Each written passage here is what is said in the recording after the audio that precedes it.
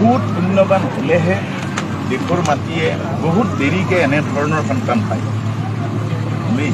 আৰু এইটো মই উপলব্ধি কৰোঁ আৰু এই বাটেৰে কোনেও নিশিকোৱাকৈ কোনেও ৰাস্তা দেখুৱাই দিয়া নাছিলে যিটো বাটেৰে আহিবি তই সমাজৰ মাজে মাজে সমাজৰ কিৰে কিৰে তই যাত্ৰা কৰ।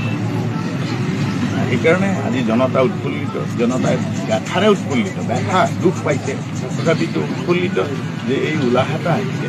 এই উলাহটো হ'ল গণসমাৱেশ, চেতনা আৰু স্পষ্টবাদিতা, নিৰ্ভীকতা এইবিলাক প্ৰকাশ হৈ আছে।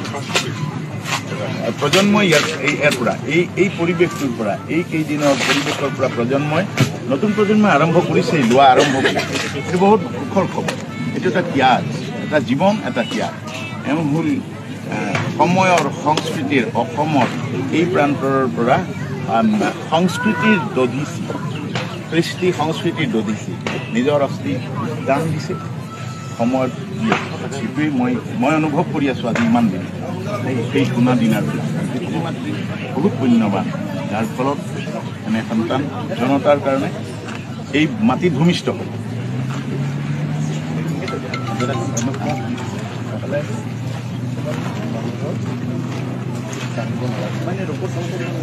জয়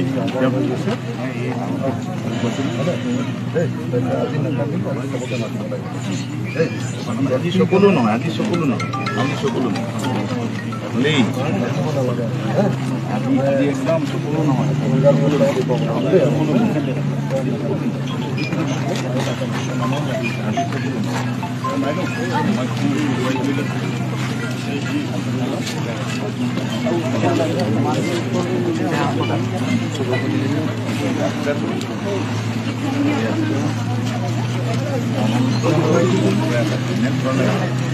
অনন্ত মানে প্ৰতিষ্ঠা, এই যাত্ৰাটো অনন্ত প্ৰতিষ্ঠা এনেকৈ হয় অনন্ত প্ৰজন্মৰ কাৰণে এই কাঠামো এটা জয় কৰিছে, যাতে জনে খনে অকণমান দুখ পালে জাতিয়ে যাতে একেবাৰে একদম উৎসাহিত হ'ব।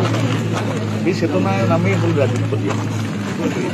এই বস্তুটো আমি খালি প্ৰিজাৰ্ভ কৰি হেঁচা মাৰি কোনোবাত থ'ব নালাগে, তাক একদম বিলাই দিব লাগে, জগত বিলাই দিব লাগে, বিভিন্ন ধৰণেৰে বিলাই দিব লাগে। সৰু নহয়,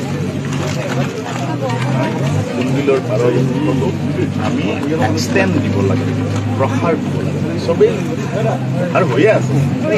পিছৰ কিমান মই সকলো ওপৰতে